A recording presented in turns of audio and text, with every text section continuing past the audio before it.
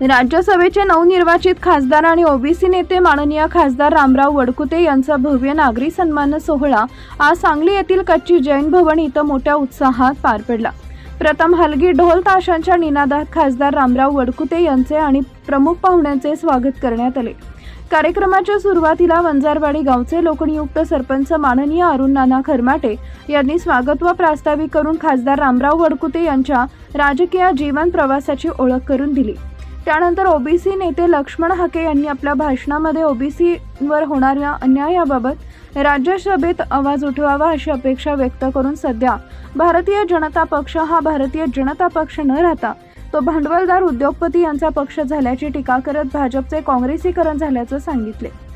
यावेळी राज्याचे माजी मंत्री अण्णासाहेब डांगे, ओबीसी चळवळीतील कार्यकर्ते आणि नेते मोठ्या संख्येने उपस्थित होते। अण्णासाहेब डांगे आणि लक्ष्मण हाके यांच्या स्वागतानंतर खासदार रामराव वडकुते यांचा भव्य असा नागरी सन्मान सोहळा पार पडला। यावेळी बोलताना खासदार रामराव वडकुते यांनी राजकारणात चळवळ कशा पद्धतीने केली आणि समाजाच्या पदरात काय पडले याचा आढावा घेत राजकारण करत असताना संयमाची गरज असल्याचं मत व्यक्त केले। या कार्यक्रमात सांगली जिल्ह्यातील सर्व ओबीसी नेते कार्यकर्ते बहुसंख्येने उपस्थित होते।